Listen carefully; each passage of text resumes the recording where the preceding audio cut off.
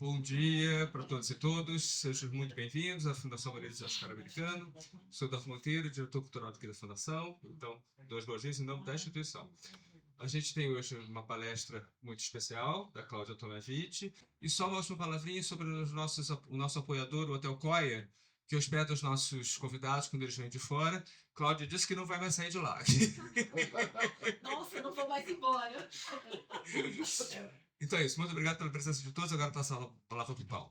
Bom dia a todos. Essa é a quarta palestra do ciclo. Esse ano, na verdade, a gente estourou, né? Vai ter 6 encontros do ciclo de História. Agora vai ser com a Cláudia, celebrando esses 200 anos do Dom Pedro II. Bom, a Cláudia, obrigado, Cláudia, por ter vindo para o Brasil para essa palestra. Ela é uma investigadora luso-brasileira, membro do Instituto Histórico de Petrópolis e do Freudenkreis Leuchtenberg. É autora dos livros Dona Maria da Glória, uma princesa brasileira no trono de Portugal, editado em 2019 pela Fundação da Casa de Bragança, de Amélie von Leuchtenberg, publicado na Alemanha em 2021, e de Dona Amélia, a História Não Contada, de 2023, lançado no Brasil, e em 2024 em Portugal, recebendo nesse ano o Prêmio da Academia Portuguesa de História pela obra.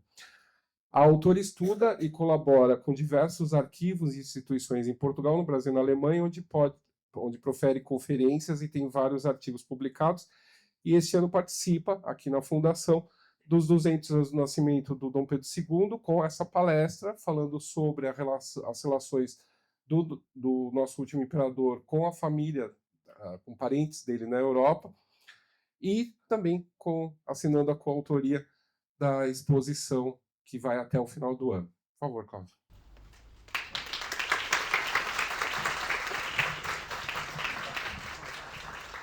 Uau, tá cheio.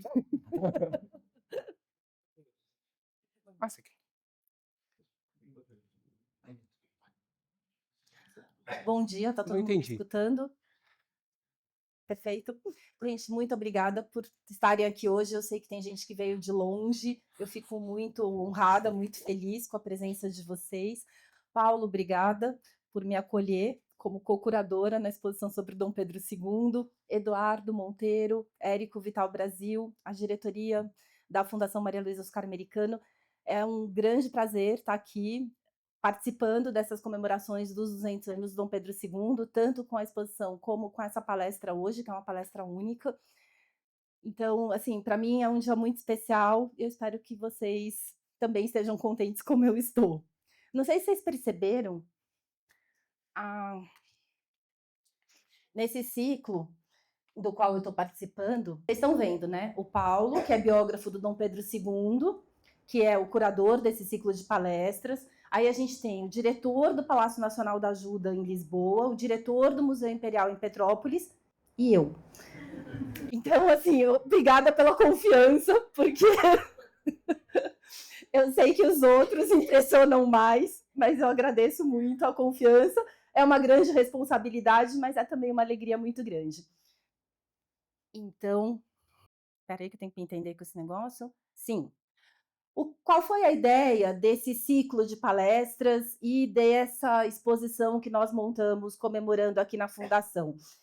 A nossa principal preocupação foi trazer um aspecto de Dom Pedro II diferente do que a gente costuma sempre ver. Normalmente, nós temos o imperador, o lado político, a Guerra do Paraguai, a questão da abolição, todo o período que ele reina, quase 50 anos, por uma perspectiva econômica ou política.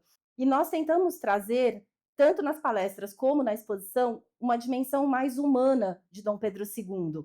Até porque a coleção aqui da Fundação, o acervo, ele tem muitas peças que eram da própria família imperial, que guardaram essas peças durante décadas, até o final do século XX. Ou seja, muitas das peças que estão aqui não só foram do próprio Dom Pedro II, como foram peças especiais que a família fez questão de guardar.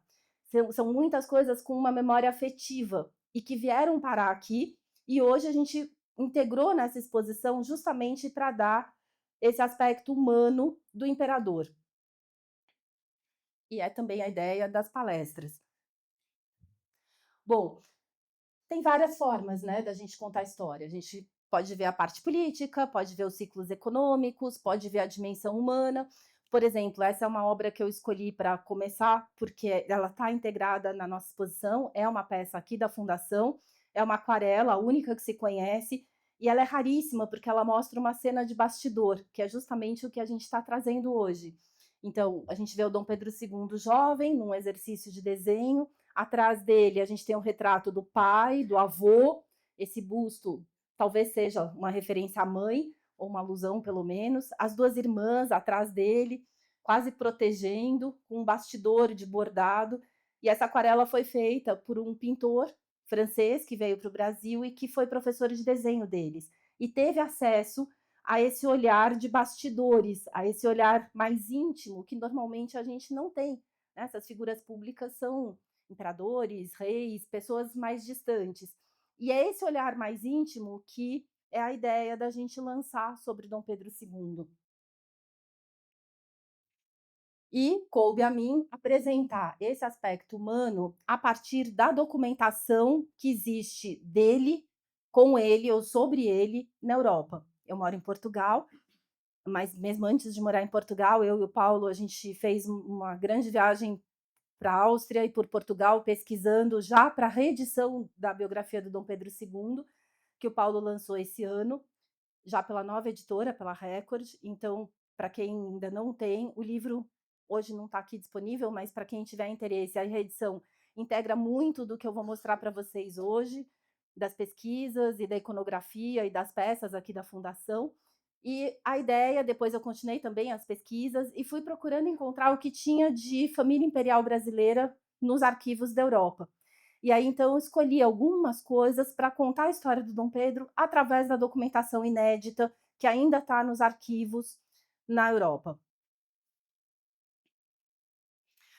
Bom, Dom Pedro II nasce dia 2 de dezembro de 1825, por isso a gente comemora esse ano o bicentenário do nascimento dele.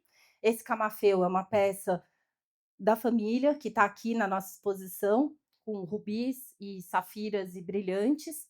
Também é uma peça única e que mostra uma das primeiras imagens dele, ainda bebezinho, quando nasce no Rio de Janeiro. Ele é o quinto filho que sobrevive, filho do Dom Pedro I e da Imperatriz Leopoldina. Ele nasce depois de 2 meninos terem morrido e 4 meninas que sobrevivem. A mais velha, da esquerda, Dona Maria da Glória, vai ser rainha de Portugal, vai voltar para a Europa e assumir o trono como herdeira do Dom João VI. A segunda, Dona Januária. A terceira, Dona Paula, morre com 10 anos, ela tinha saúde muito frágil. E a pequenininha, a última, Francisca, que era só 1 ano mais velha, 1 ano e meio mais velha que Dom Pedro II, que acaba também se casando e indo embora do Brasil. Dom Pedro II é o primeiro governante brasileiro, nascido no Brasil, criado no Brasil, que assume o governo desde o descobrimento do Brasil. Antes disso, a gente tinha tido reis de Portugal, tinha tido o próprio Dom Pedro I e Dona Leopoldina, mas que eram, no fundo, estrangeiros. Ele vai ser nosso primeiro governante realmente brasileiro. E ele já perde a mãe muito cedo, com 1 ano de idade. Então, ele nasce em dezembro de 25, Leopoldina morre em dezembro de 26, ele não vai ter memória dessa mãe. E com 7 anos ele vai perder também aquela terceira irmã, a Dona Paula, que acaba falecendo criança. Então, ele cresce já de cara sem a mãe. Quando ele tem 3 anos, o pai se casa de novo e Dom Pedro I, então, com a morte da Imperatriz Leopoldina muito precoce, casa com a Imperatriz Amélia, que é minha biografada.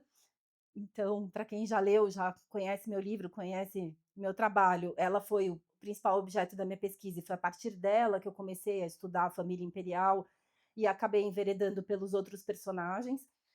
E essa nova imperatriz, quando se casa e vem para o Brasil, ele é muito pequeno e ela vai ser a grande referência materna de Dom Pedro II durante toda a vida.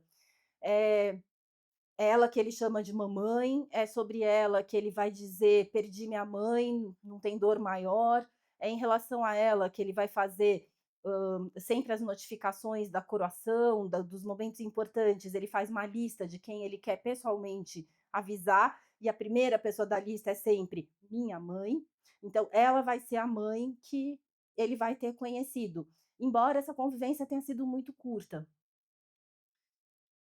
Quando ele tem 5 anos, em 1831, o pai, Dom Pedro I, abdica da coroa brasileira e volta para Portugal para lutar pelos direitos da filha, Dona Maria da Glória, que é essa da esquerda de azul, que tinha herdado o trono do avô, do Dom João VI, mas esse trono tinha sido usurpado e, nesse momento, estava em causa uma guerra civil em Portugal entre os interesses de recolocar o absolutismo em vigor ou assumir uma monarquia constitucional liberal, que era o projeto de Dom Pedro. Às vezes a gente acha que foi só uma guerra entre dois irmãos pela coroa, na verdade foi uma luta por dois projetos muito diferentes, um projeto liberal e um projeto absolutista. Então Dom Pedro volta para a Europa para lutar pelo trono constitucional personificado pela Maria da Glória, que vai se tornar de fato Dona Maria II em Portugal. Com ele segue a Imperatriz Amélia, que estava grávida da única filha que ela vai ter, a Princesa Maria Amélia. E no Brasil fica Dom Pedro II com 5 anos, porque ele é o novo imperador, com a vantagem de ter nascido no Brasil, de ser brasileiro, e de então existir uma chance de continuidade para essa dinastia no Brasil. É uma jogada difícil, arriscada, deixar uma criança de 5 anos com as irmãs, que eram um time de reserva, caso algo acontecesse com ele. Mas, ao contrário do que muitas vezes a gente pode pensar que pai desalmado largou uma criança de 5 anos com as 2 irmãzinhas no Brasil, abandonou a família, o plano dele, e isso é uma coisa que a gente levantou na documentação, nas cartas que estão hoje na Baviera, é que o interesse dele era realmente recolocar a filha no trono, mas a intenção era, em seguida, voltar para o Brasil e reassumir a educação dos filhos pequenos assim que a Maria II estivesse casada, empossada e as coisas estivessem pacificadas. Isso não chega a acontecer, mas era o plano, era uma coisa provisória essa ida para a Europa e essa guerra. Depois a ideia dele teria sido voltar para o Brasil e eventualmente assumir uma regência em nome do filho menor, que acaba não acontecendo.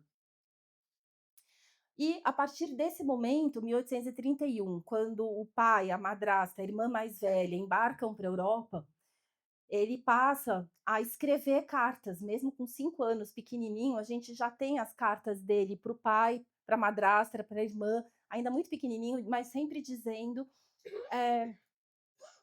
como era a vida dele, assim, uma coisa de criança, por exemplo, ele pede um bocadinho de cabelo de lembrança para o pai, ele escreve cartinhas muito ternas para o pai, para a irmã, para a madrasta, e a gente tem, por exemplo, para Maria da Glória, que é a irmã dele mais velha, ele conta, por exemplo, como era a vida dele no Rio de Janeiro, no Palácio de São Cristóvão. Então ele diz que às vezes eles iam lá passear, que tinha patinhos no lago, que estavam construindo casinha para os bichos. Oi? Ele conta que ele tomou sorvete, que ele tinha acabado de chegar ao sorvete no Rio de Janeiro. Então, assim, a gente vê que são cartas ainda muito infantis, claro, ele era pequenininho, mas ele já tentando manter o contato com a família.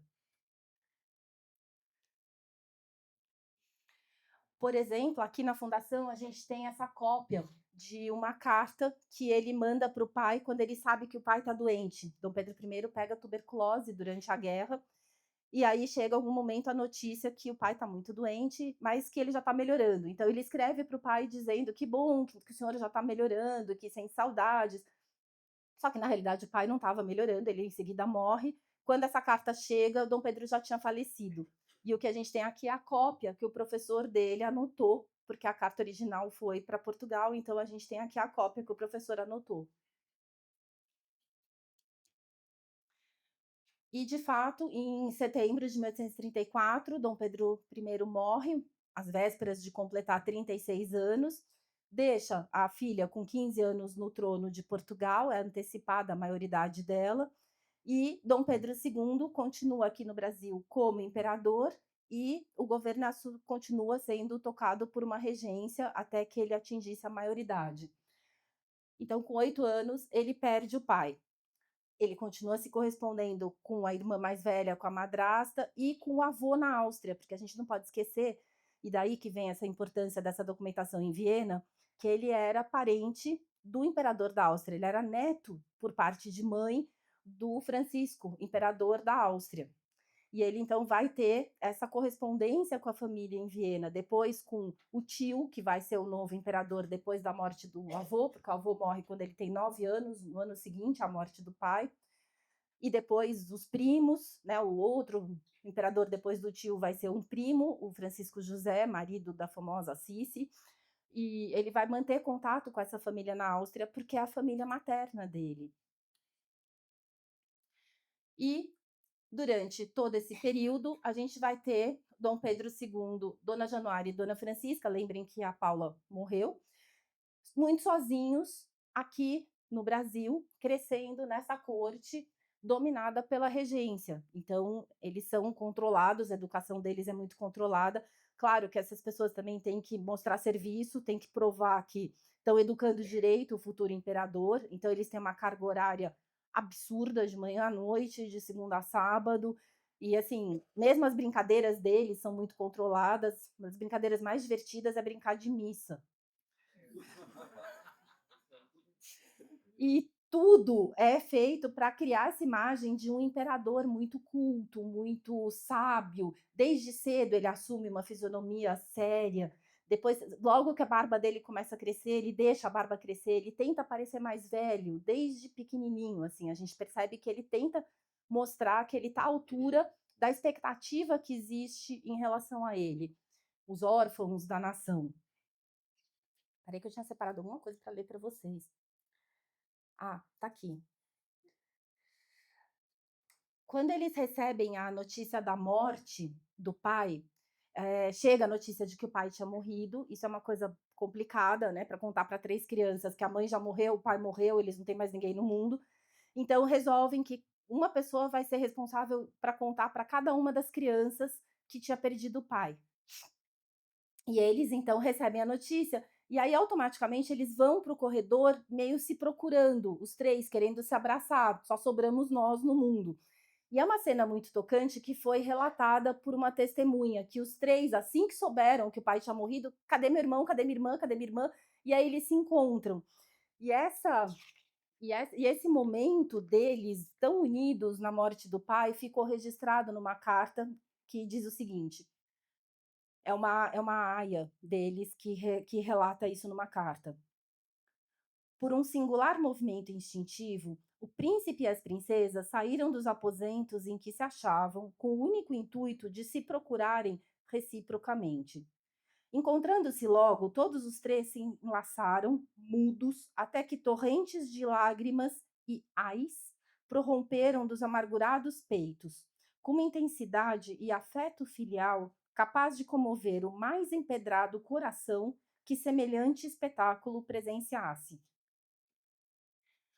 Bom, a partir desse momento eles estão realmente muito sozinhos e a gente tem relatos de viajantes que visitam São Cristóvão e dizem que era a corte mais triste do mundo, aquelas 3 crianças sozinhas no Brasil, longe das outras cortes, das outras famílias, da própria família, e isso vai moldando muito o caráter deles. E a gente vai ver que eles têm diferenças, claro, mas no fundo isso marca muito a vida deles, dos 3. As irmãs que ficam na Europa, Dona Maria II, que é a rainha, a Imperatriz Amélia, com a irmãzinha mais nova do Dom Pedro II, que é a Princesa Maria Amélia, vão tentar manter essa proximidade através de cartas, né? Então, durante muitos anos, durante 4 décadas, a relação do Dom Pedro II com a família vai se dar através de cartas. Não dava para pegar um avião e visitar a família. Uma viagem naquele tempo levava 2 meses, as pessoas faziam até testamento antes de embarcar, porque o risco era imenso. Então, toda essa relação deles vai ser por cartas, até que com 46 anos ele vai conseguir fazer a primeira viagem.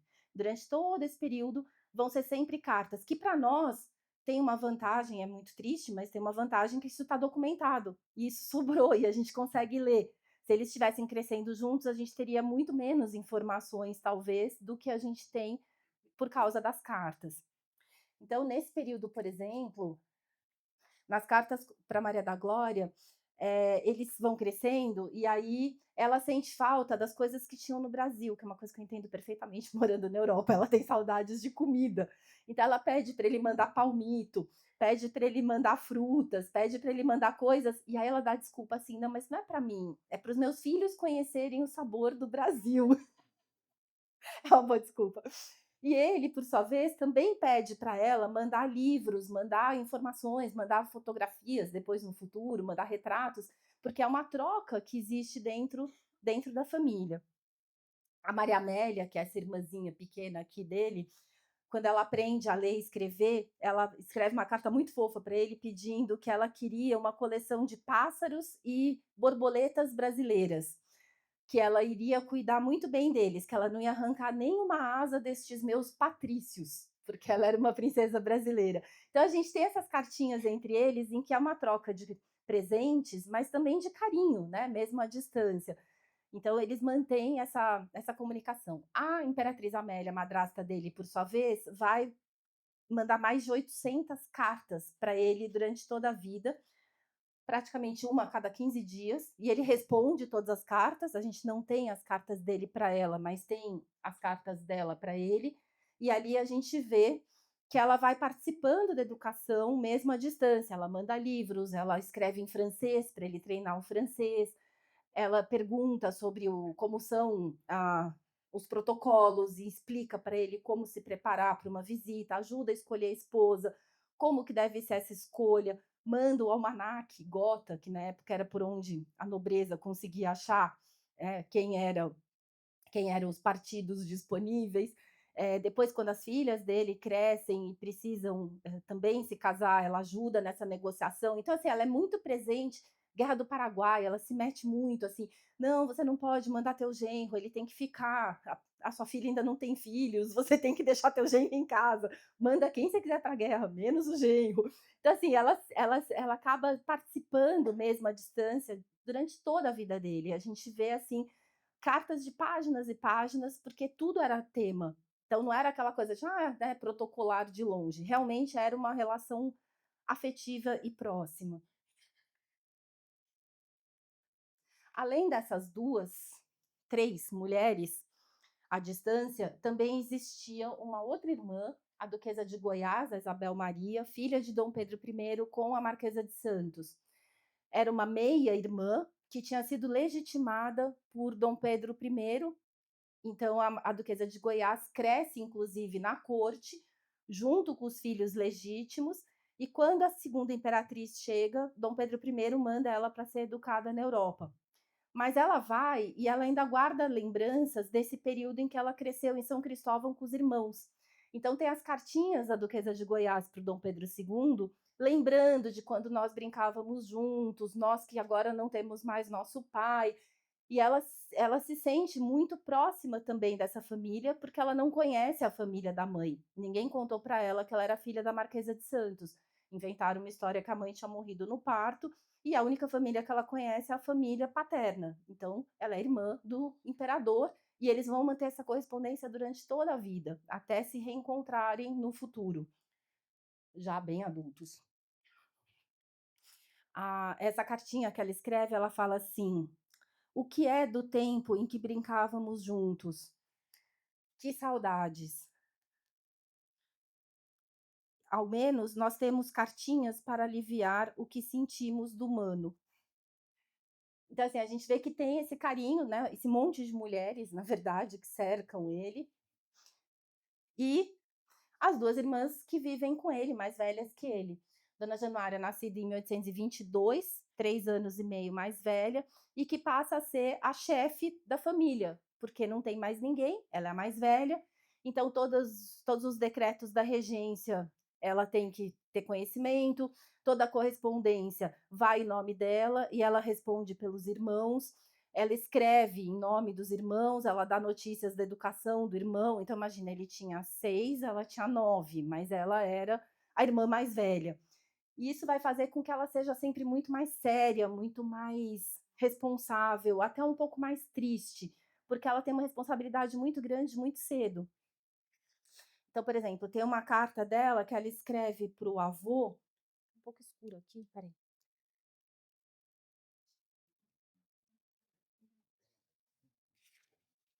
Tem uma carta que ela escreve para o avô, que ela escreve assim: "Este é um pequeno bilhete para contar ao vovô que te asseguro que Dom Pedro é incomparável a outras crianças da sua idade. Ele tem um ar de razão e dignidade em todas as cerimônias públicas, mas ele tem também um coração bom e um espírito elevado. Ele estuda com constância e coragem. Que Deus proteja nosso bom irmão e nosso imperador." Então, a gente vê que ela dá notícias do irmão, né? Ela faz um relato das qualidades dele com certo orgulho, mas ao mesmo tempo se sentindo responsável. O que é diferente da irmã mais nova. A Francisca não tem esse peso, essa responsabilidade. Então, a gente vai ver que durante toda a vida ela vai ser mais alegre, mais espontânea, mais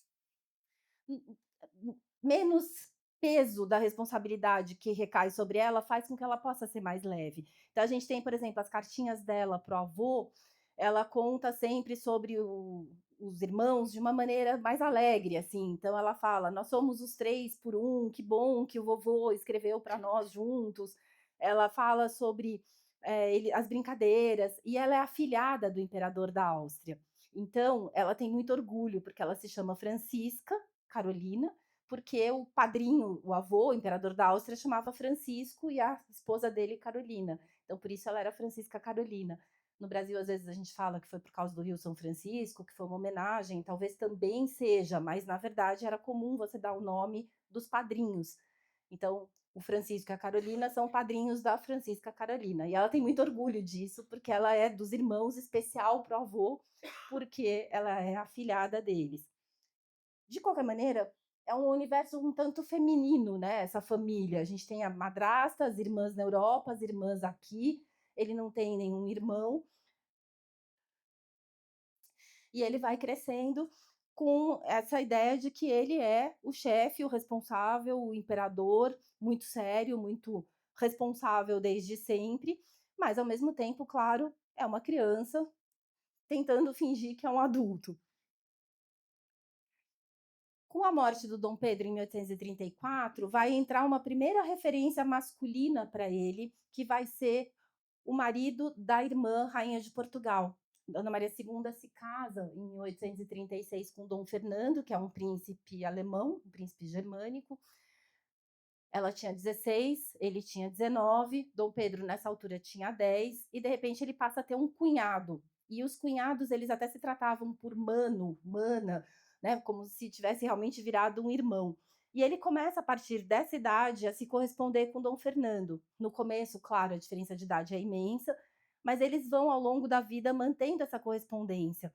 E eles vão se tornando cada vez mais próximos e confidentes. Quando ele chega à idade adulta e o cunhado também já é um homem adulto, eles têm uma relação muito de igual para igual, porque os dois são homens, os dois são soberanos, eles são parentes, e eles podem conversar de coisas que normalmente ele não poderia com os subalternos ou com as irmãs, por exemplo.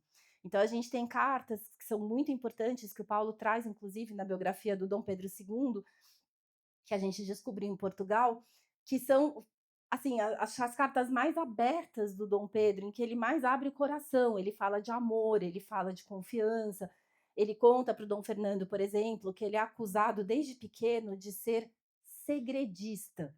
Ele, inclusive, vai ser comparado com uma esfinge em caricaturas no futuro. Mas ele explica, ele fala, na verdade, isso é uma proteção, porque as pessoas se aproximam de mim e tentam criar uma intimidade por puro interesse.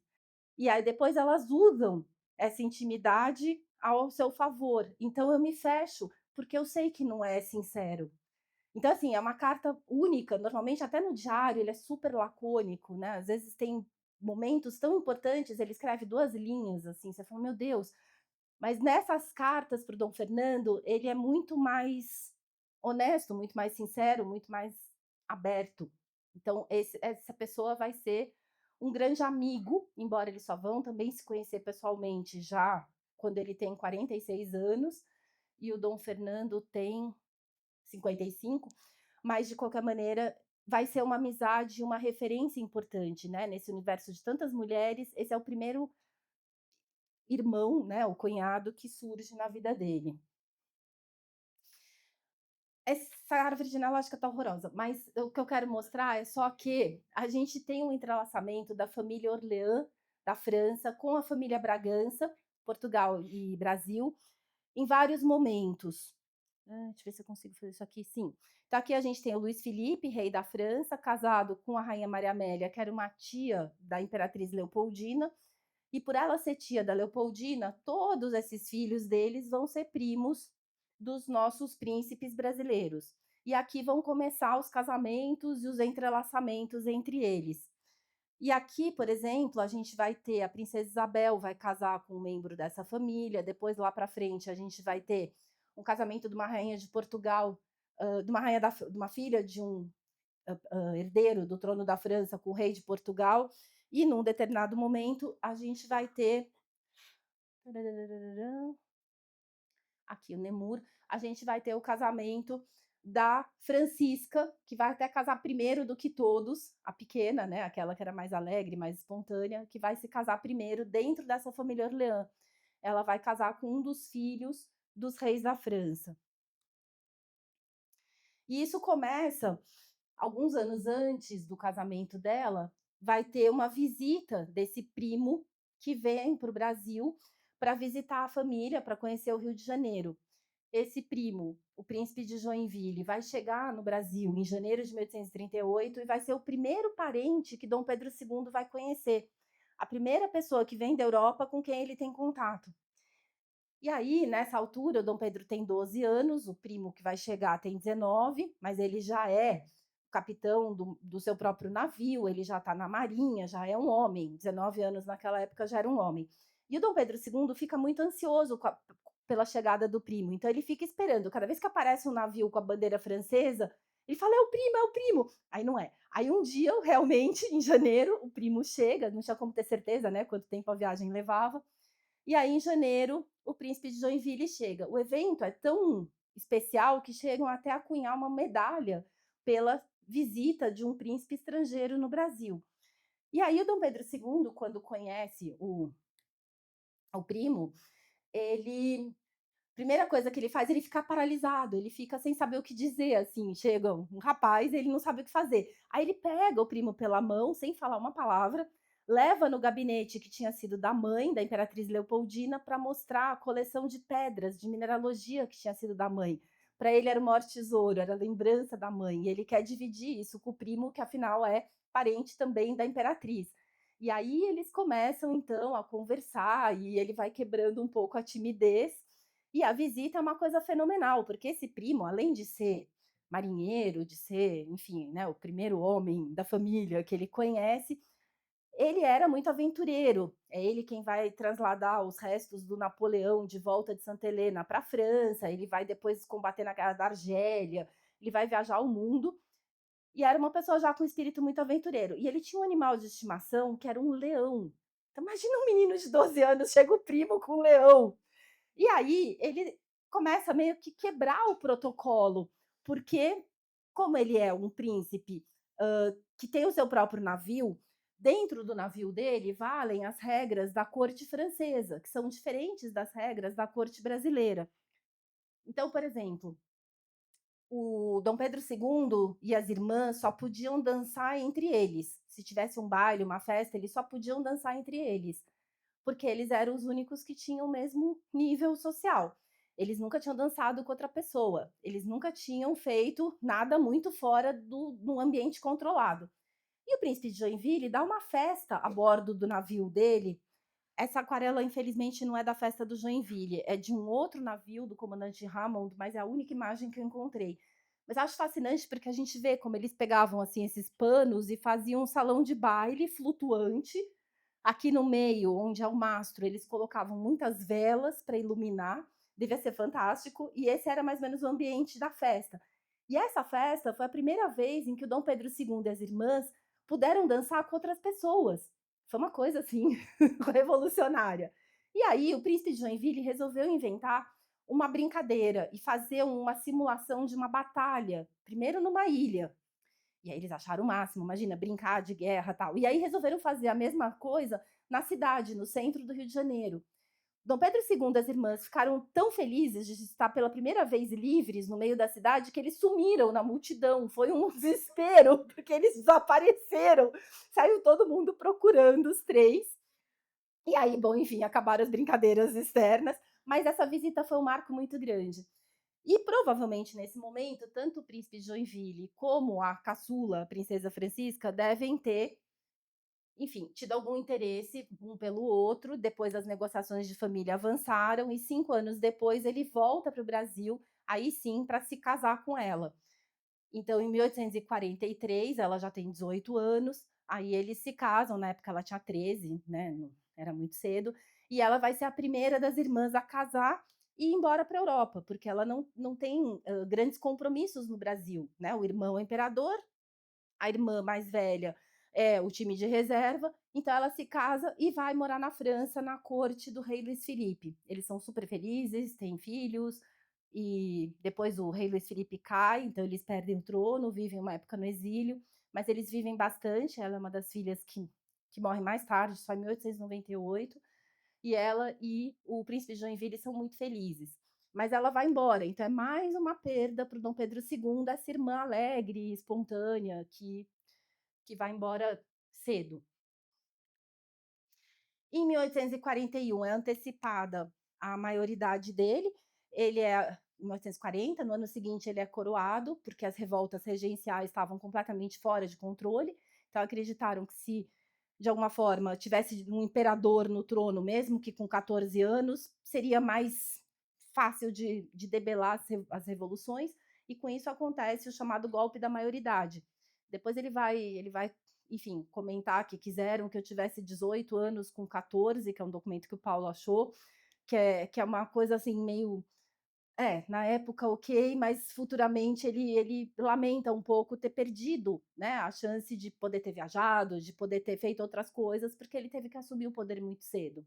E imediatamente após assumir o poder com 14 anos, no ano seguinte, começam as negociações para o casamento, porque ele tem que casar e ter descendentes. As irmãs foram embora, vão ter filhos em outras dinastias, e é importante garantir a continuidade, a sucessão da coroa. Então, as negociações começam imediatamente, com ele ainda com 15 anos. A princesa escolhida vai ser uma prima, ela é prima dos dois lados, ela é prima pelo lado da Carlota Joaquina, a avó dele, né, a mãe de Dom Pedro I, e é prima pelo lado também da mãe, pelo lado da Dona Leopoldina. Essas dinastias eram todas muito entrelaçadas. E ela vai ser escolhida, ela é irmã do rei do Reino das Duas Sicílias, e ela é católica, o que é uma questão muito importante nesse momento, né? A Europa estava muito dividida entre o catolicismo e o protestantismo. Então, a primeira questão era uma princesa católica. Ela era 3 anos e quase 4 anos mais velha que ele, mas, enfim, foi a princesa que conseguiram negociar para que ele se casasse. Então, em 43 ele vai se casar, e ele tinha 17, ela já tinha 20, e eles vão então ter agora uma nova família na Itália, né? Os parentes dela passam a ser também parentes da família imperial no Brasil. O irmão, os outros irmãos, enfim. E acompanhando a Dona Teresa Cristina nessa viagem para o casamento, vem um irmão dela, que é o Conde de Áquila. Era comum que um irmão viesse acompanhando a imperatriz para essa viagem, né, até ela chegar, se acostumar, etc. Dava um pouco de proteção e alento. E ele, então, vem acompanhando a irmã para o casamento, e logo negociam o casamento dele com a Januária. Então, ela se casa com o cunhado do irmão. O problema é que ela tem uma posição muito diferente da Francisca. Ela é a próxima na linha de sucessão, enquanto Dom Pedro II não tivesse filhos. E aí começam questões políticas e facções dentro da corte, começam intrigas. No fim, o Conde de Áquila e o Dom Pedro II acabam se desentendendo. Ela vai embora para a Europa com ele, que não era o previsto tão cedo, então eles casam em 44 e já em 45 eles vão embora. E fica um clima muito ruim, a gente percebe até pelo número de cartas no futuro, a gente vai ter 4 vezes mais cartas da Francisca para o Dom Pedro II do que o contrário, porque a Januária e ele vão ter uma relação estremecida que só vai ser resgatada muito no final da vida. Mas enfim, com 19 anos, Dom Pedro II não tem mais nenhuma irmã por perto, estão todas na Europa. E aí, aqui a gente vê nessa árvore genealógica, que foi feita aqui para a fundação, a gente tem aqui tararã, Dom Pedro I com Dona Leopoldina, aí os filhos, Dona Maria II, os 2 meninos que morrem, Januária, Paula que morre, Francisca, Dom Pedro II e a Maria Amélia, né, que é a filha da segunda esposa do Dom Pedro I. E a partir desse momento, Dom Pedro II, casando com Dona Teresa Cristina, vai começar a família imperial brasileira de fato e a continuidade que isso vai ter. Ou seja, eles vão ter que formar a própria família, que no fim vai se constituir também só de 2 meninas e o casal. Mas eles chegam a ter 2 meninos. O primeiro deles nasce e morre com 2 anos de idade, que é o herdeiro, Dom Afonso Pedro. E esse quadro maravilhoso está aqui em cima, na nossa exposição, é do acervo da Fundação, é o único retrato a óleo que a gente conhece desse menino que era para ter sido herdeiro. Mas ele morre muito cedo. O segundo menino também morre e sobram as 2 meninas, a princesa Isabel e essa pequenininha princesa Leopoldina, que recebe o nome da avó. E essa tela lindíssima, que ela tá com um periquito, né, essa coisa muito brasileira, exótica, tropical, também faz parte do acervo e também está na nossa exposição. Então, dos 4 filhos, foi feito um retrato de cada um, 2 deles estão aqui. O do pequenininho, que morre cedo, está em Portugal, e o da Princesa Isabel está numa coleção particular. Então, assim, os únicos 2 que a gente consegue ver no Brasil estão aqui, estão expostos. Então, não deixa a gente reparar que são 2 telas lindíssimas. Então, como eu falei, voltando na árvore genealógica, a gente vai ter o Dom Pedro II, Teresa Cristina, os 2 meninos morrem, esse, e sobra só a Princesa Isabel e a Princesa Leopoldina, que seria a terceira imperatriz, e as 2 vão ser criadas para governar o Brasil um dia. Elas já crescem num Brasil mais estável, com as revoluções todas regenciais debeladas, e as 2 já vão pegar o advento da fotografia. Isso aqui é um ambrótipo, que é o avô da fotografia, que também está aqui na coleção, em que a gente vê as 2 pequenininhas, né? Isabel é a maior e a princesa Leopoldina, não, a princesa Isabel e a princesa Leopoldina, que está aqui também na exposição. E aí a gente vai ter essas 4 próximas décadas, né? Na verdade, desde a abdicação do Dom Pedro, passando pelo casamento, até 1871, Dom Pedro II vai se relacionar com a família na Europa por cartas. Então, todas essas pessoas na Europa, inclusive as irmãs que cresceram com ele, a gente vai ter toda essa documentação. E não só com a família, ele também se relaciona por cartas com vários cientistas, com vários intelectuais, ele tenta mostrar o que é feito no Brasil lá fora e tenta trazer as grandes inovações que estão acontecendo no mundo para o Brasil. Essa é a terceira sala da exposição, em que a gente mostra esse intercâmbio dele com os sábios, os intelectuais, os artistas da época dele. Além do príncipe de Joinville, vai ter uma outra visita importante, muitos anos depois, em 1888, em que vem uma prima, que é uma princesa da Baviera, que nunca se casou, a princesa Teresa da Baviera, que vem para o Brasil, que é uma cientista, que faz uma grande expedição pela Amazônia, pelo Espírito Santo, visita o Rio de Janeiro, visita Petrópolis. Tem um vídeo meu no canal do Paulo, é uma live, Paulo? É uma live nossa contando sobre essa visita da Teresa da Baviera, contando a vida dela. É uma história fantástica. Bom, essa princesa vai vir para o Brasil e vai ser um encontro de almas. O Dom Pedro II e essa prima se dão muito bem, eles têm interesses comuns em relação à tradução de línguas indígenas que até então ainda não tinham sido traduzidas. E o Dom Pedro II está trabalhando num dicionário tupi-guarani, ela traz alguns estudos também de linguística, os 2 se interessam por essa coisa dos povos e do povoamento e arqueologia e assim é fantástico a ponto dela fazer um livro sobre a viagem dela para os trópicos brasileiros e dedicar esse livro ao Dom Pedro II. Então, ela era muito mais nova que ele, ela sobrevive a ele, vai ser a única mulher membro da Academia das Ciências de Munique, da Baviera, vai ser reconhecidíssima na Europa, a primeira mulher realmente a abrir caminhos na ciência. E ela tinha uma admiração imensa por Dom Pedro II, eles vão ter muitas cartas que, trocadas entre eles, as dele estão no arquivo da Baviera. É uma documentação muito interessante também, que mostra esse lado da admiração de dois cientistas conversando. 1860 teve a visita de um outro primo, de um primo Habsburgo, ou seja, do lado da família da Áustria, que era filho de um irmão da Leopoldina. Era irmão do então imperador da Áustria, do Francisco José. E o Maximiliano vem para o Brasil em 1860, também para fazer uma viagem científica pela Bahia, pelo Espírito Santo. O Espírito Santo tinha um interesse grande porque era onde viviam os botocudos. E os botocudos, na época, eram considerados os últimos povos originários selvagens. Então, existia um interesse grande, ou pelo menos eram os mais acessíveis. Na Amazônia, certamente existiam outros, mas os do Espírito Santo eram um pouco mais acessíveis. Então, existia essa curiosidade, né, por parte dos europeus de vir ter contato com uma tribo selvagem. Então, por isso, o interesse, tanto a Teresa da Baviera como o Maximiliano vão para o Espírito Santo.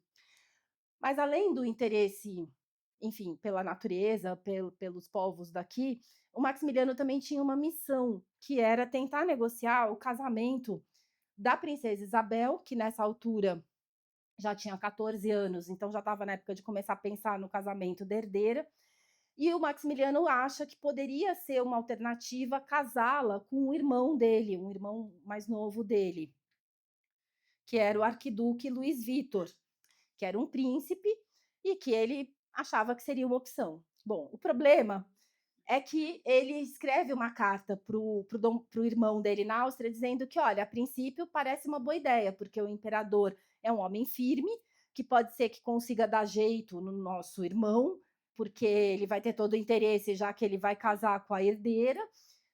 Ele quer um príncipe que não seja o primeiro na linha de sucessão, porque, lógico, como ela é herdeira do trono, o príncipe vai ter que ir para o Brasil viver lá, então não pode ser alguém que seja nem primeiro nem segundo na linha de sucessão. E também é um príncipe católico, então acho que nosso irmão é uma ótima ideia. Porém, o Luiz Vitor foi um dos primeiros casos de transexuais na realeza.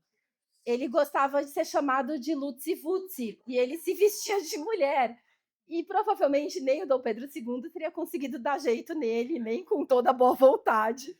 E a princesa Isabel escapou, e o casamento nunca aconteceu.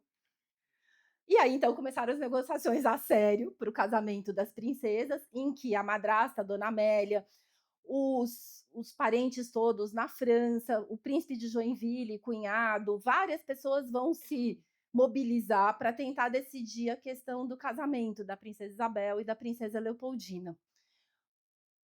O casamento acaba acontecendo em 1864 e os dois noivos vêm para o Brasil. Então, vem um noivo de uma família do Dom Fernando, rei de Portugal, amigo dele, né, cunhado, casado com a Dona Maria II de Portugal, e o outro parente pelo lado do príncipe de Joinville, do outro cunhado. Então vem o Duque de Saxe, que era o lado alemão, e vem o Conde de, que era do lado francês. E a ideia era que as meninas pudessem pelo menos escolher entre dois qual que cada uma preferia.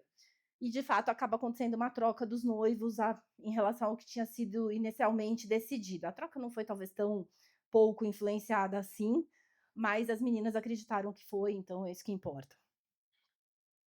A princesa Leopoldina casa com o Luiz Augusto, duque de Saxe, no finalzinho de 1864, alguns meses depois do casamento da princesa Isabel, e ela, então, tem os primeiros filhos ainda no Brasil, por uma questão de direitos de sucessão, para os príncipes serem brasileiros, depois ela vai para a Europa e vive em Viena com o noivo. Ela vai ter 4 filhos seguidos.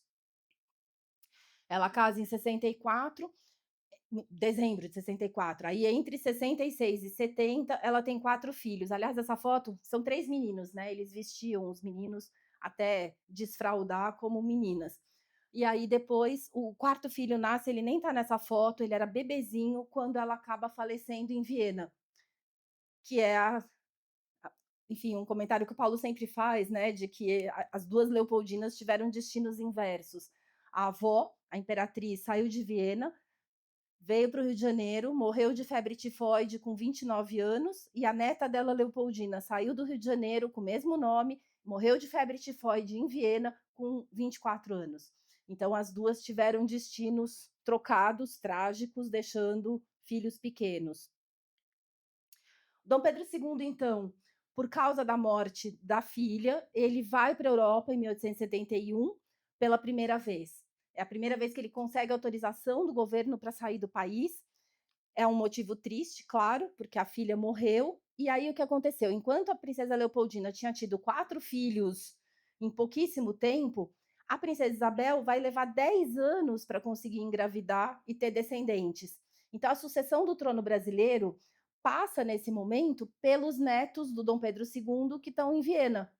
Então, o que ele faz? Ele decide, com o genro, que ele iria trazer para o Brasil os 2 netos mais velhos, para serem criados como brasileiros, para então um dia assumirem o trono caso a princesa Isabel acabasse falecendo sem descendentes.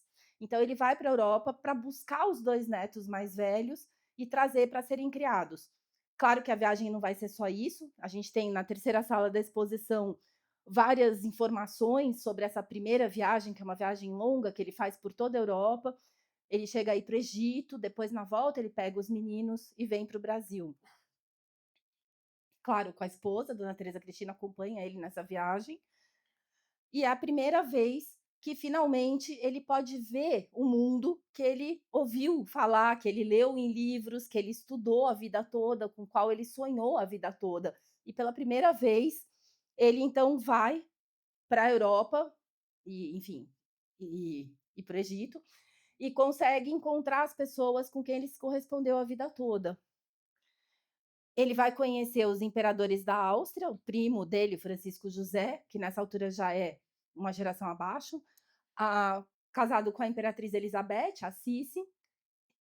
Eles vão se conhecer em 1871 em Bad Ischl, que era um palacete de caça, ainda pertence à família, uma parte é musealizada, fora de Viena. E depois eles se encontram em Viena, e aí sim eles vão ter mais tempo para conviver, se conhecer e se aproximar. É interessante que em 1877, na outra viagem, na segunda viagem que ele faz, ele fica muito mais tempo e a gente vê que realmente eles criam uma afinidade que na primeira viagem foi muito rápido. Aqui entra uma questão das fake news. Talvez alguém já tenha visto uma notícia que circula de que o Dom Pedro II teria conhecido a Sissi num café em Viena e teria achado ela muito magra, anoréxica, sei lá o quê, e os dois estavam no café. Oh, você é imperatriz da Áustria? Você é imperador do Brasil? E, obviamente, isso nunca aconteceu, porque as coisas não eram assim. A vida dessas pessoas era completamente controlada, agendada, programada. Então, o encontro entre imperadores era uma coisa formal e jamais aconteceria assim, os dois passeando em Paris como a gente poderia encontrar um amigo. Isso não acontecia. Então, quando vocês virem essas notícias de né, a Rainha Vitória, a Imperatriz, ou sei lá o quê, desconfiem, porque as coisas não eram tão espontâneas como são hoje. Em 1853, portanto, antes dessa primeira viagem, a irmã dele mais velha, Dona Maria da Glória, morre. Então, eles nunca se reencontraram, porque ela morre antes dele fazer essa primeira viagem. Então, todo o contato deles, desde 1831, quando ele tinha 5 anos, vai ser sempre só por cartas. Eles chegam a falar de política, eles chegam a falar de coisas mais importantes no futuro, não só de sorvete e patinhos, como na infância, mas toda a correspondência, todo o relacionamento deles vai ser através dessas cartas.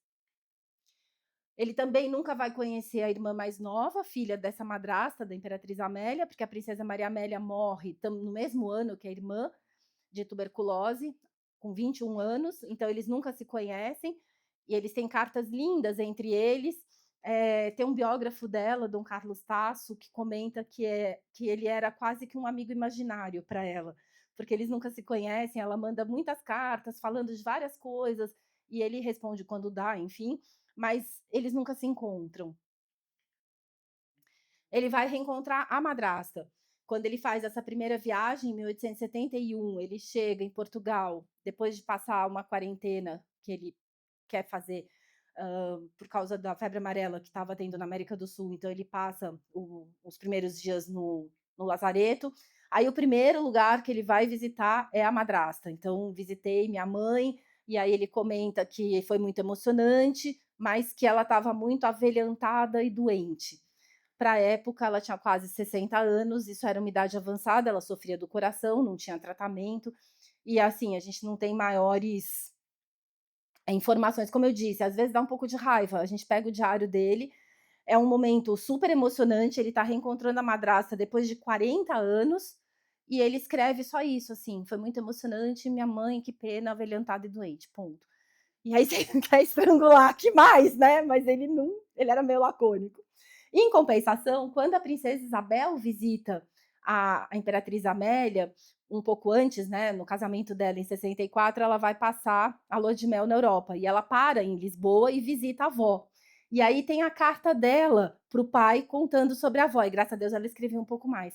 E aí ela conta que elas conversaram e tal, e que ela contou para a Imperatriz Amélia que Dom Pedro II lembrava das brincadeiras deles quando eram pequenos. E aí ela fala: "Ah, eu contei para ela que você nunca esqueceu do frade de capucho". E aí eu fiquei pensando: "O que será que é o frade de capucho, né? Será que era uma musiquinha?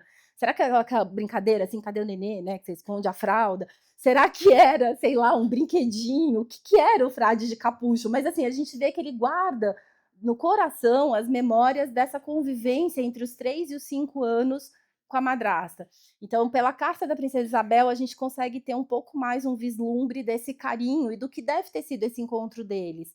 Ela dá joias muito valiosas de presente, tanto para princesa Isabel como a princesa Leopoldina. Ela dá joias valiosas para o Dom Pedro II, para Teresa Cristina, ao contrário do que as pessoas acusam, que ela deixou tudo para a irmã da Suécia. Não é verdade, mas é que as joias da Suécia estão na monarquia até hoje, a gente vê.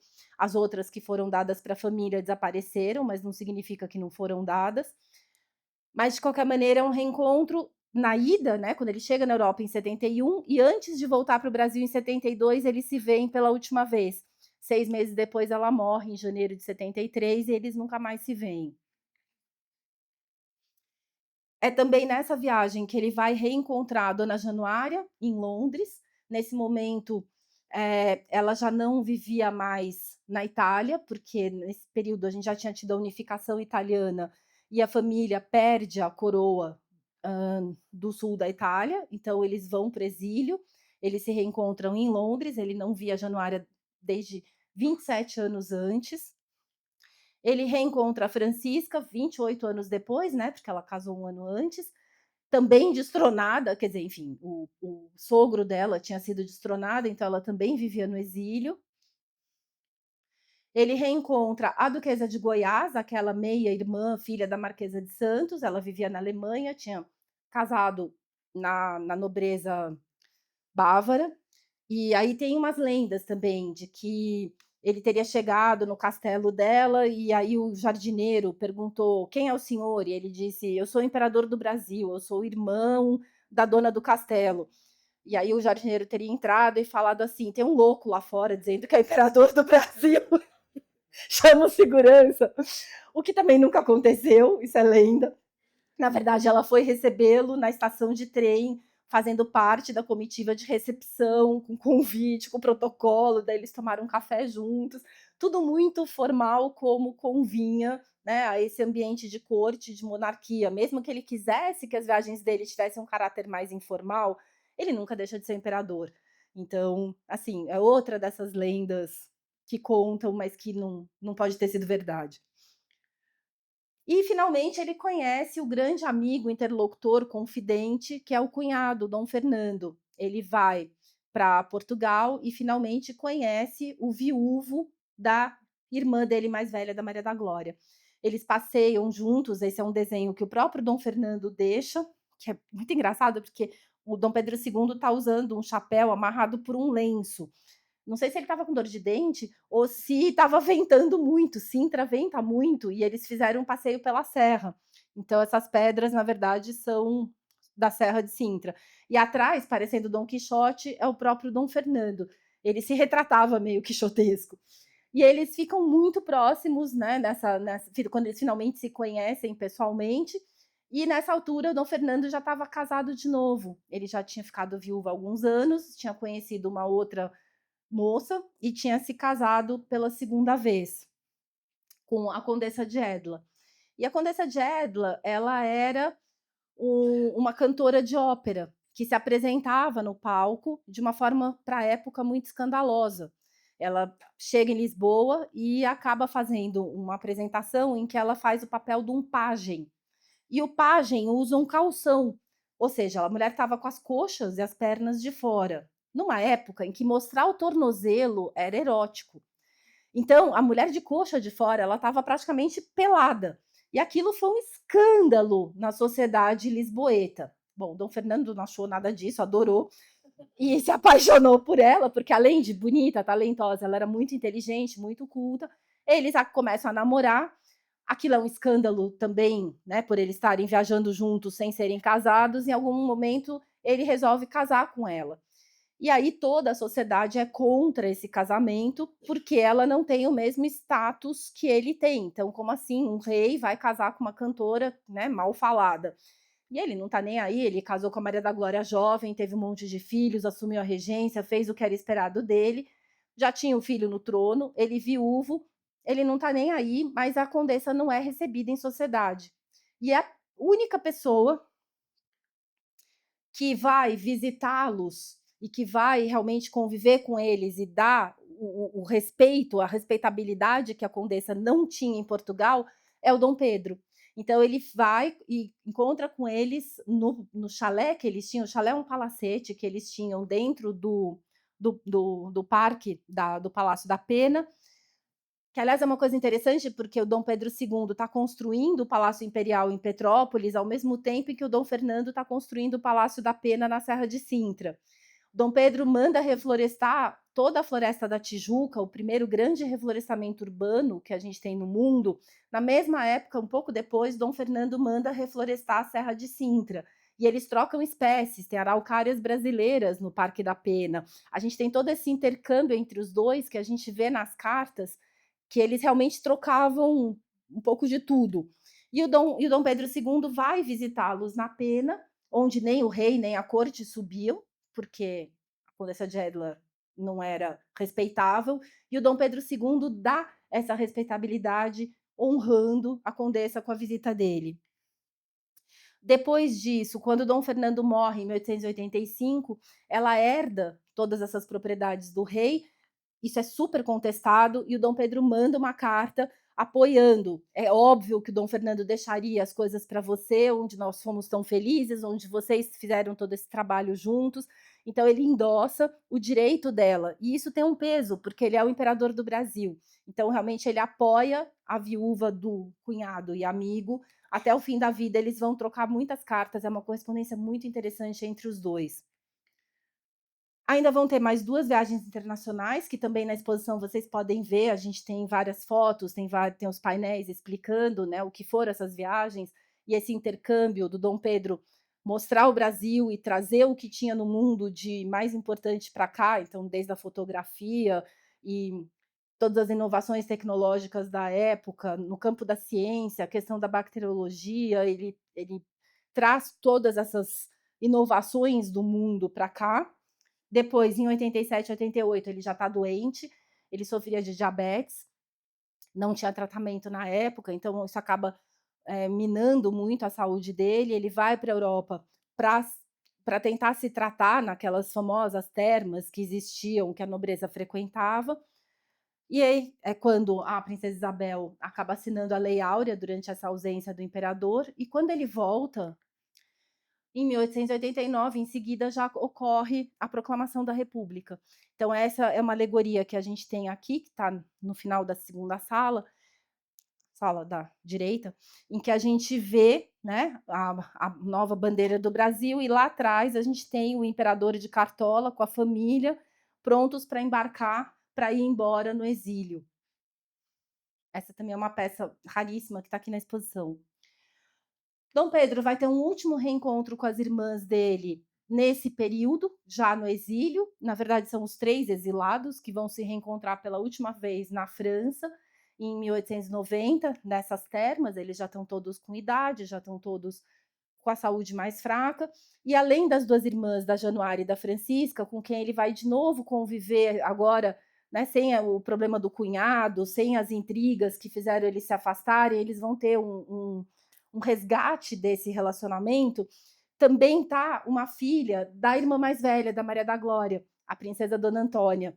E ele vai tratar essa sobrinha com todo o carinho, ele leva flores para ela, ele conversa com ela lê poesias para ele, porque ele resgata a família original. Então a irmã não está mais viva, mas a filha dela tá, e as outras 2 irmãs. Então os 4 convivem nesse último ano de vida. Quer dizer, ele vai morrer no ano seguinte, 1891, mas é quase que um resgate daquela família original que se separou quando ele ainda era muito, muito pequeno. Ele morre em dezembro de 1891 em Paris, num hotel. Tem uma cerimônia com uma grande comoção popular, com milhares de pessoas acompanhando esse cortejo fúnebre. E aí ele vai ter um último reencontro com os mortos, com o pai, com a madrasta, com a irmã mais velha, Maria da Glória, com a irmãzinha, filha da Amélia, Maria Amélia, com o cunhado Dom Fernando. Eles vão ficar todos sepultados juntos no panteão de São Vicente de Fora, que é o panteão dos Braganças, onde a família real portuguesa está sepultada. Então, durante alguns anos, a gente vai ter os túmulos aqui, acho que dá para ver. Tem as coroas imperiais, o Dom Pedro II e a Teresa Cristina, e aqui provavelmente Dom Pedro I, ou vice-versa.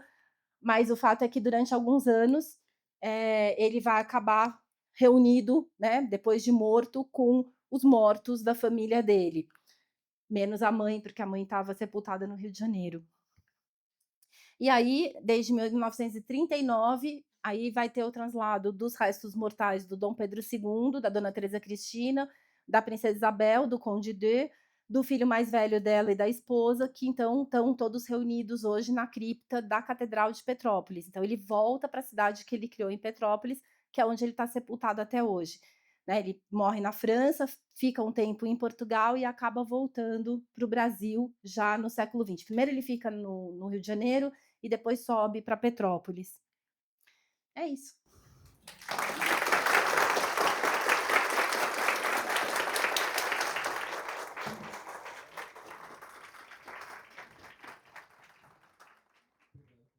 Adoro os seus vídeos, você tem um talento para contar histórias. A gente poderia passar o dia inteiro, pelo menos eu poderia passar horas e horas escutando você contar a história.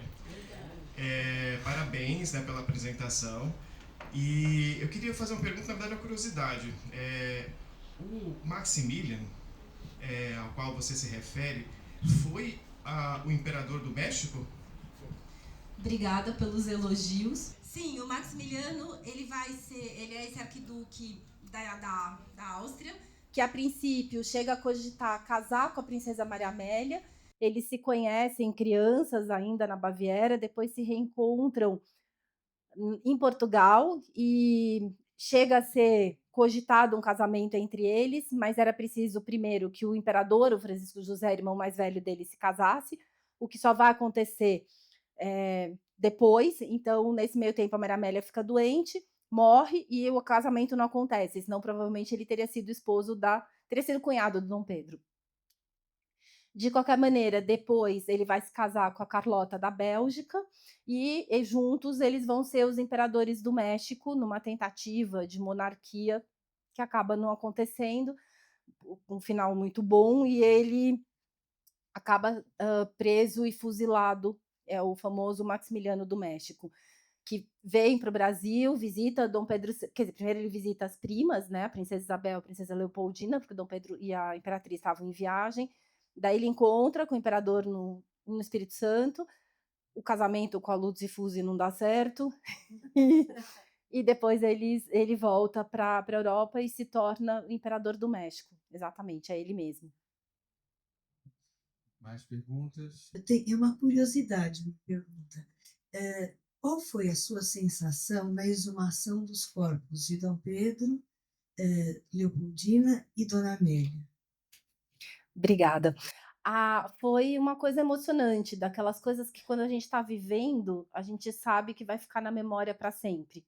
Sabe, o dia do casamento, o dia que o filho nasce, aquele dia que você sabe que vai ficar na tua memória para sempre. O dia da exumação foi isso, né? Eu estava indo lá, foi uma surpresa, eu não sabia que eu ia ajudar a abrir o esquife da Dona Amélia. Eu fui chamada para. Eu fazia parte da equipe histórica, junto com o Paulo, inclusive, e a gente participou das 3 exumações, mas a da Amélia foi mais emocionante, porque eu fui chamada para abrir junto. É uma coisa que eu conto no meu livro sobre ela, no começo e depois no final, com mais detalhes, em primeira pessoa. E, de fato, foi um privilégio você estudar uma pessoa que morreu 200 anos antes de você nascer, e aí no aniversário dela de 200 anos, você está lá abrindo e, né, com a pessoa ainda embalsamada, então dava para ver, né, o cabelo, as unhas, foi uma coisa muito emocionante. Meio tétrico para algumas pessoas, mas para mim foi uma coisa muito emocionante. Eu considerei um privilégio poder estar ali, né, de corpo presente com a minha biografada. Depois encontrei você na internet, venho acompanhando o trabalho de vocês há alguns anos já. E eu acho que esses assuntos nunca se esgotam. Sempre tem alguma coisa para descobrir. Eu queria saber qual é o próximo passo. O que vocês estão planejando? Não se matar. Primeiro, não se matar depois de 2 semanas fazendo eventos juntos. Check. Mas, assim, o Paulo está reeditando alguns livros dele nessa nova editora, então já saíram o Dom Pedro I, Dona Leopoldina, acabou de sair a Domitila e o Dom Pedro II para essas comemorações do bicentenário. Para o ano que vem, pode contar?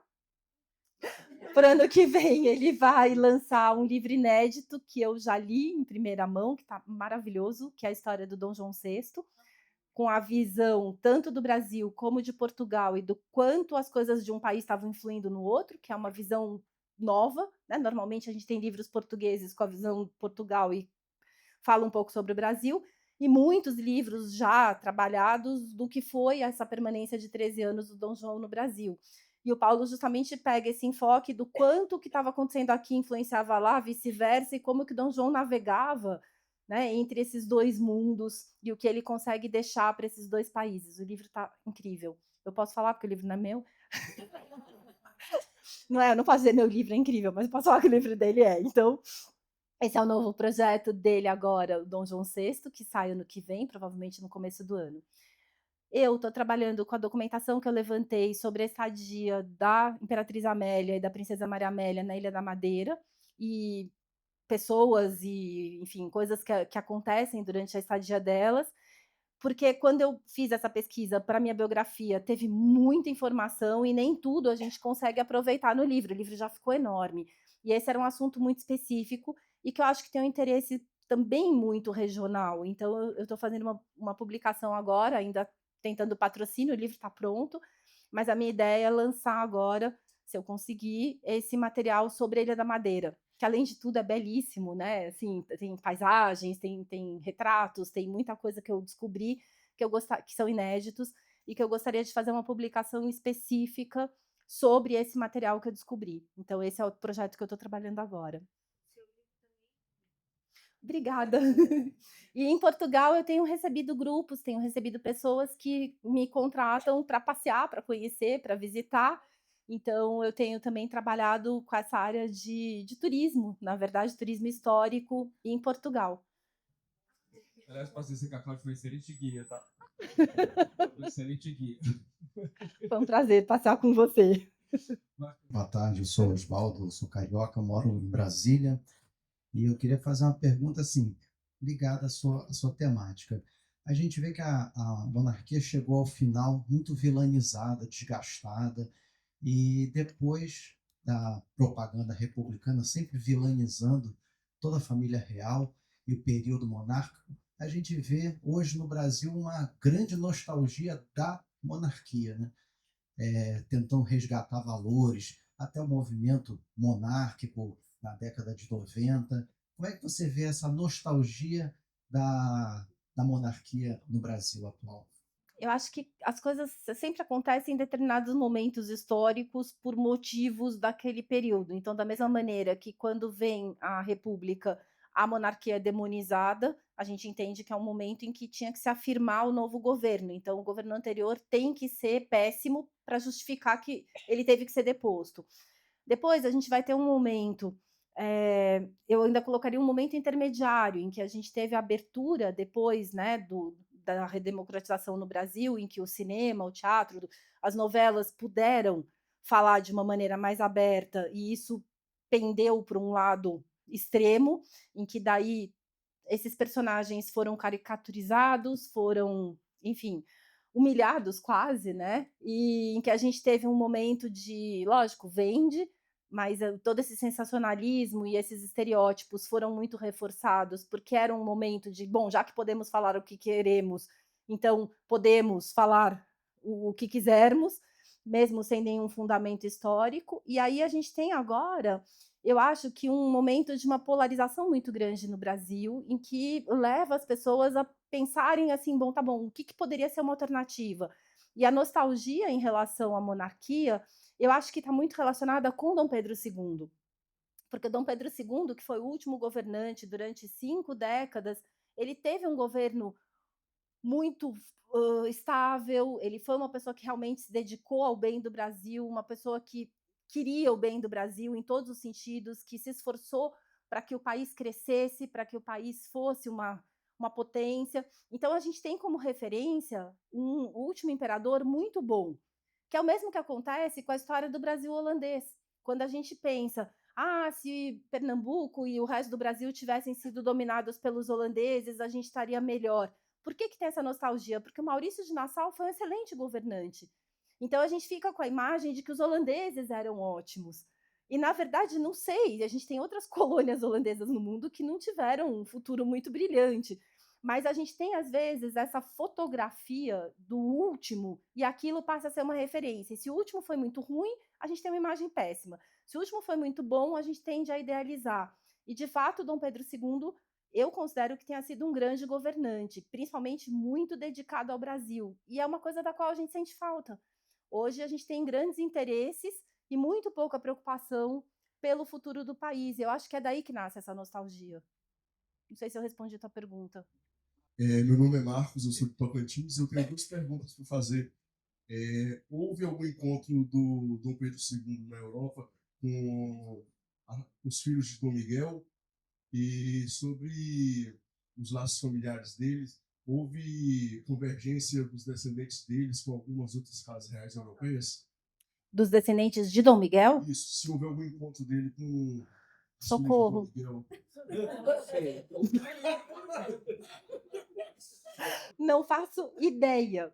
Não faço ideia pelo seguinte: o Dom Miguel se casa muito tarde, né? Ao contrário da descendência do Dom Pedro I, que é relativamente rápida, né? A gente tem os filhos, os netos, os bisnetos. A gente tem quase que uns saltos de 2 gerações entre cada 2 gerações dos descendentes do Dom Pedro I para uma geração, ou às vezes 3 para uma dos descendentes do Dom Miguel. Ele se casa muito tarde e tem várias filhas. Essas filhas vão todas casar na nobreza europeia. A gente tem, inclusive, uma das descendentes dele que vai ser praticamente primeira-dama na Áustria. Maria Teresa, Paulo? Maria Teresa, que vai ser uma das filhas dele, que vai assumir muitas vezes um papel predominante na corte de Viena, porque justamente a imperatriz Elizabeth Assis estava sempre viajando e não queria, né, essas funções representativas, não gostava. Então vai ser essa outra figura feminina que vai assumir esse papel. E elas todas vão se casar muito bem na nobreza europeia. O único filho homem dele, o Miguel Januário, também se casa muito tarde. Então, a gente tem uma defasagem de gerações. E eu não sei te dizer, eu não conheço a documentação. Tem umas lendas de que o Dom Miguel teria voltado para Portugal e conhecido Dom Pedro V escondido a bordo de um navio. Não sei, isso aparece num livro do século XIX, meio fantasioso, a gente não tem nenhuma documentação oficial sobre isso. Agora, Dom Pedro II e a família do Dom Miguel, eu não conheço. O Dom Miguel. Ele casa muito tarde, ele só casa quando acaba a verba que o Papa pagava para ele. Aí ele se apaixona por uma herdeira. Enfim, não tô fazendo fofoca. Gente, ele tinha quase 50 anos, ele nunca tinha se interessado em casar. Aí, quando acaba a dotação do Papa, ele se apaixona, enfim. Mas ele morre antes da primeira viagem do Dom Pedro II. Então, os dois não se encontraram com certeza. Agora, se Dom Pedro II encontrou as filhas ou o filho, eu não sei dizer, desculpa. Oi, Cláudia Giovanese. Primeiramente, queria falar que a forma que você conta a história é fascinante. Quero ver se você vai falar cada vez mais. Eu queria te fazer uma pergunta em duas partes. Quando a Amélia chega no Brasil, pelo que eu li até do Paulo, já vi vocês falando em live, tinha acabado de romper o relacionamento de Dom Pedro I com a Domitila. A Amélia tinha essa noção do que era o relacionamento deles e como que ela lidou com isso? Bom, ela sabia, e a gente sabe disso por uma carta da mãe dela para a irmã, né, para a tia dela, em que ela conta que Dom Pedro I estava procurando uma noiva na Europa, já tinha procurado em várias cortes, as famílias normalmente não aceitavam esse casamento justo, o Brasil era longe, o trono brasileiro era uma coisa muito recente, né, era uma ilha monárquica cercada por um monte de águas republicanas, então era um trono instável, muito jovem. O reconhecimento da independência tinha acontecido 3, 4 anos antes. Ontem, 29 de agosto de 1825, 200 anos atrás, que finalmente, né, é feito o reconhecimento oficial da independência brasileira. As negociações começam em 28, 3 anos depois. Era um trono recente, né, numa época muito turbulenta. E aí, quando a mãe oferece a possibilidade para Amélia de se casar com o imperador do Brasil, ela escreve para a irmã dizendo que ela não tinha coragem de não contar para a filha a real situação. E a Amélia dá uma resposta, graças a Deus, por escrito para a mãe, então a gente tem isso documentado. Ela dá o peso de uma resposta de uma futura imperatriz e ela escreve uma carta para a mãe, que está nos arquivos em Munique. E aí ela escreve assim: aceitando me casar com uma pessoa cujo passado não é muito recomendável, embora eu não acredite em tudo que se diz sobre ele. Ela assim, não, eu dou uma colher de chá que um pouco seja exagero, mas ela tinha noção. E aí eu acredito que estou fazendo um grande sacrifício, etc, etc. Então ela tinha noção que a coisa não ia ser fácil. Não chegou metade das informações, mas de qualquer maneira, alguma noção ela tinha. Agora, depois vem a história de que ela teria expulsado a duquesa de Goiás, a marquesa de Santos, a senhora de Santos, que cuide dos seus filhos, eu vim para ser mãe dos filhos de Dona Leopoldina. Isso aparece num romance histórico já no século XX. Então, assim, tem coisas, às vezes, que aparecem. Por quê? Porque daí ela é a megera que está expulsando a coitadinha inocente de filha da outra. Então, assim, lógico que a gente tem que sempre olhar quando que aquela notícia surgiu, por quê, por quem, com que interesse, né? E o que aconteceu na prática foi que o Dom Pedro não tinha coragem de se separar dessa filha. Ela era provavelmente a filha preferida dele. E ela tinha 5 anos. Então, ela estava sendo criada com os irmãos no Paço, a ponto de mandar as cartinhas fofas para o Dom Pedro II, morrendo de saudades de quando ela tinha uma família. E aí, quando ele decide mandá-la para Niterói, para ser enviada para a França, primeiro demora para ter um navio que pudesse levar. E depois ele fica muito comovido de se separar da filha. Então, ele demora para mandá-la. E aí ela vai ficando, e no fim, a Amélia chega, e no dia que a Amélia chega, enquanto eles estão casando, ela é então levada do Paço de São Cristóvão para Niterói. E aí qual foi a impressão que ficou para as pessoas? A megera chegou da Alemanha e despachou a menina, né, coitadinha inocente. Mas assim, tem uma carta do irmão contando para a mãe que finalmente a menina tinha sido levada de São Cristóvão, ainda bem, porque a Amélia, desavisada, teria levado um susto se encontrasse aquela menina no Paço. Então, pela carta do irmão, a gente percebe que ela não sabia que a duquesa de Goiás ainda estava ali. E a ordem era que ela já tivesse ido faz tempo, só que ele deixou para o último minuto. Aí, enquanto ele está casando na igreja, somem com ela para quando eles chegassem depois para a recepção, ela não tá mais ali. Foi péssimo. E assim, quando ela chega, eu sei que o período dela aqui no Brasil foi muito curto, mas ela tinha algum projeto para o Brasil, junto com Dom Pedro? Olha, ela chega com 17 anos, sem falar português, ainda tentando se ambientar nesse país que ela não conhecia. Então, o começo, ela fica 1 ano e meio no Brasil. A primeira preocupação dela é aprender português, se acostumar com o clima, com a comida, ser uma boa mãe para os filhos. Então, ela cria realmente um convívio muito afetivo, muito carinhoso com essas crianças, tanto que isso vai durar a vida toda. O Dom Pedro tenta mostrar para ela o Rio de Janeiro, então eles visitam Paquetá, eles visitam o Palácio de Santa Cruz, eles sobem para a Serra dos Órgãos, eles vão para Minas Gerais. Nesse primeiro momento, ele está mostrando o Rio de Janeiro para ela. Existe uma carta do Visconde de Pedra Branca dando algumas diretrizes de como ela poderia influenciar no Brasil, principalmente através da educação feminina, que isso teria que partir da imperatriz e que isso faria uma diferença brutal se as mulheres tivessem uma boa educação. Esse era um projeto do Visconde de Pedra Branca, que ele, como articulador, né, do casamento em Paris, tenta motivá-la para isso. E, inclusive, ele sugere que ela contrate as Irmãs de Caridade de São Vicente de Paulo, que isso seria uma forma dela começar a questão da educação feminina. Ela não faz isso no Brasil, mas ela vai fazer isso em Portugal. Ela vai contatar as Irmãs Vicentinas para fazerem o apoio às casas da infância desvalida em Portugal. E ela vai pegar uma obra de 300, 400 crianças, e quando ela morre tem mais de 5.000 crianças sendo atendidas, alfabetizadas, com ensino profissionalizante, meninas e meninos, que ela cuida pessoalmente desse grande projeto.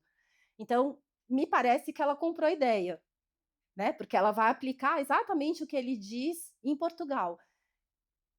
Especulação pura, né? A gente não pode dizer o que teria acontecido, mas me parece que isso talvez fosse uma diretriz que ela podia ter seguido no Brasil. Essa preocupação com a educação da infância desvalida, que eram, enfim, os orfanatos da época. Esse discurso de Pedra Branca, que é valorizar a educação feminina, é o pai da Barral. A Barral é filha dele. Todo mundo ouviu? Não. Não?